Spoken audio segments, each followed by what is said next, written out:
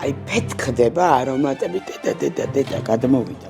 ცოტა ძალა გვჭირდება. უკვე ისეთი სუნი დადგა. აღდგომა მოდის და რასაკვირველია, ყველა ოჯახში იწყება ფუსფუსი, რუზრუზი იმაზე, თუ როგორ დავამზადოთ სააღდგომო პასკა.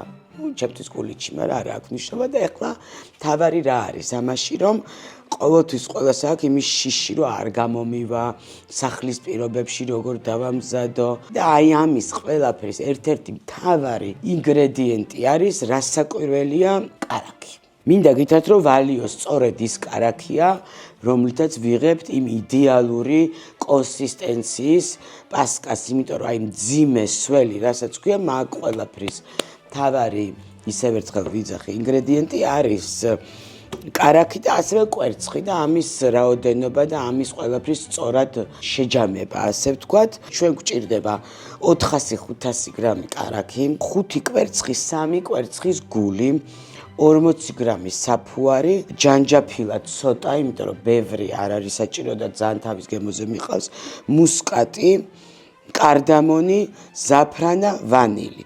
ასევე მაქვს ფორთოხალი და ლიმონი, ფქვილი სადღაც კილო 700, კილო 800 და შაქარი გვაქვს 800 გრამი. ბრენდი. ეს ბრენდი რისთვისა მაქვს, რომ აი სუნელებს ხსნი ბრენდიში, აი ფეთქდება არომატები და ძალიან გემრიელი პასკა გვექნება. ასევე ვიყენებ ზეითუნის ზეთს, 500-400 გრამ კარაქს, ცოტა ზეთსაც ვუმატებ და ზეთი გვჭირდება კიდე გადარევის დროს აუცილებლად.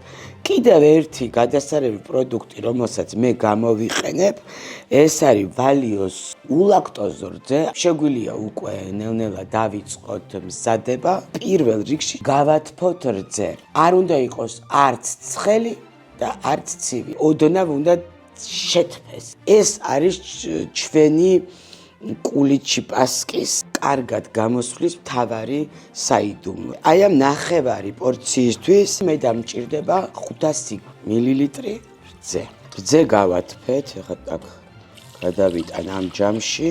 ჩვენ დაგვჭირდება 40 გრამი საფუარი, ასეთი ფხვიერი, შაქარი, სადღაც 3-4 სუფრის კოვზია ესე.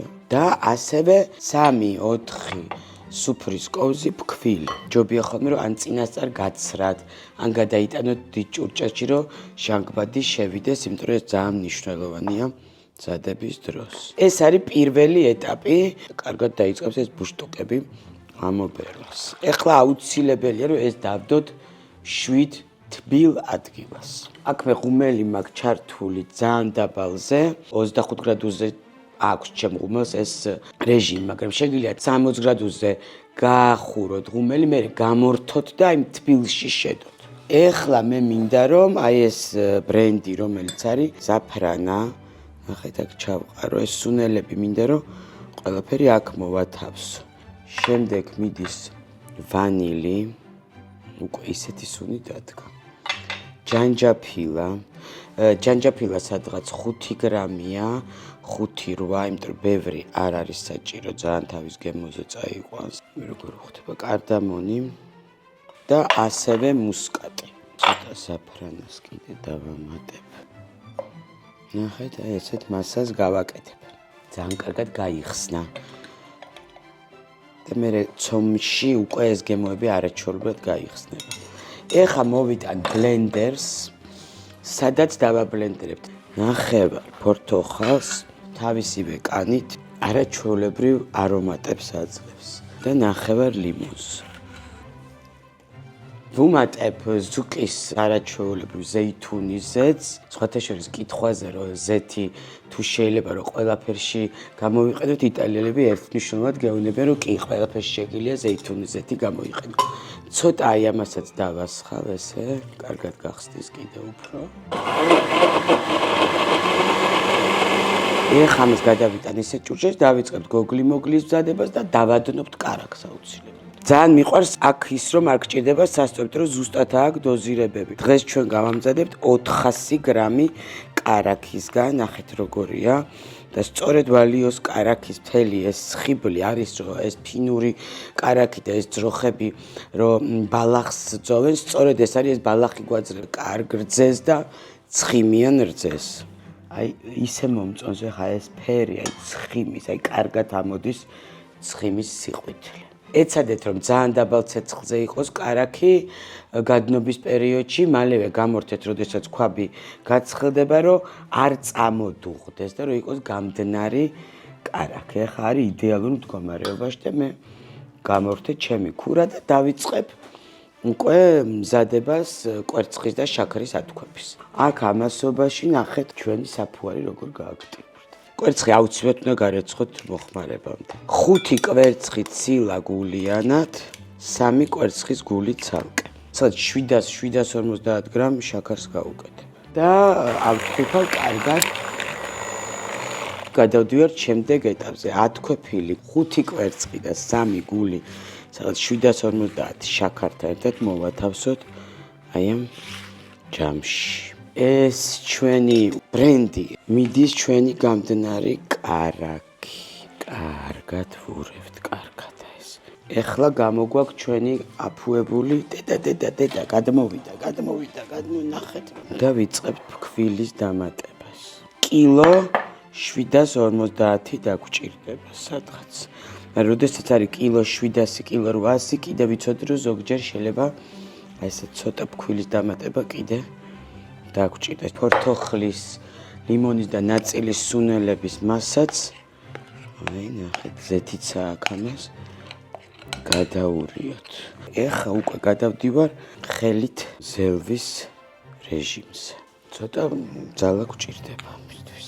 თუ გაქვთ მანქანა ცოტა უფრო ძლავრი, არა ხელის და სტაციონარული, შეგიძლიათ იქ ცომსაზელის კაუჭით ეს ცომი კარგად მოზიოთ. ეხა დამჭირდება აი ესე მაგიდაზე ცოტა ფქვილი, აქ კიდე ცოტა ზეთი. გადასარევად არის. აქ კიდე კარგად უნდა ესე ზილოთ.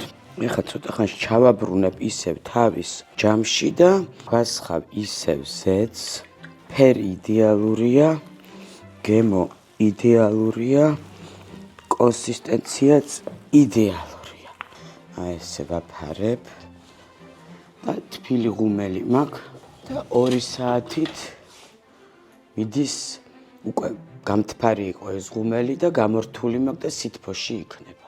ეხლა გადავდივართ ძალიან საინტერესო ეტაპზე. ჩვენი ცომი კარგად ამოფუვდა და უნდა გადავზილოთ და გადავიღოთ ფორმებში და ფორმებში ცოტა ხანი კიდე ვაცალოთ, რომ ამოვიდეს და გამოვაცხოთ. დედა იდეალური. აი ნახეთ როგორი გრძნობა ეს ფორები და ყველაფერი. აი ეს არის კარგი პროდუქტები. 800 გრამიანები არის ეს ფორმები. ზეთით უნდა დავისველო ხელი იმისთვის, რომ სასურველი ზომა ნახეთ, ზეთის ხარჯზე საერთოდ აღარ გეკრობა ესე. ეს 4 ცალი გამოგვივიდა, მე მგონი ერთი ცოტა ნაკლებია, მაგრამ 4 ცალი 800 გრამიანი ფორმაში ჩავდეთ. სიპრიალესთვის შეგიძლიათ რძეში გახსნათ კვერცხის გული კარგად და გადაუსვათ. მე რატომღაც მიყვარს რომ ძველი სტილით ამოდის ეს ყდება და შაქრის პუდრას ვაყრი ხოლმე. ცოტა ხნით ისევ სითბოში 1 საათით რომ კარგად ამოვიდეს წავა ღუმელში.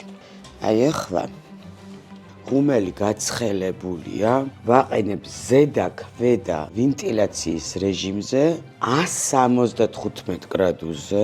დაახლოებით უნდა უყუროთ აუცილებლად 50-55 წუთი ჭირდება გამოცხობას. გამოცხვა ჩვენი კულიჩები, პასკები.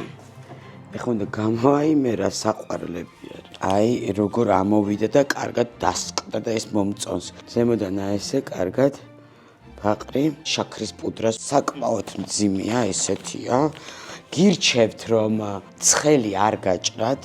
დღეს რო გამოვაცხეთ ხვალ საღამომდე არ გაჭრათ, რომ ცხელს ჯერ ესეთ ის გემოები და არომატები არ არის ისე კარგად გამჯდარი და უკვე აი მეორე დღეს რო გაჭრით თელ აი ნაზავს იგრძნობთ, იმიტომ რომ აი როგორც დავამზადეთ ფორთოხალია, ლიმონია, სუნელებია, ცოტა ბრენდია, ზეთია, ამდენი რაღაცეებია და ამიტომ ეს ყველაფერი რომ გაიხსნას და კარგად იგრძნოთ და მიხვდეთ რომ სწორედ ისეთი კულიჩი დაამზადეთ, როგორიც გენატრებოდათ, ამიტომ ჩემ რჩევებს მიყვევით. საღდგომო ჩვენი ევროპროდუქტის ვიდეო რეცეპტები გრძელდება და შემდეგი ვიდეო იქნება ყველასთვის ძალიან საინტერესო და ყველასთვის საყვარელი ხაჭოს პასკა.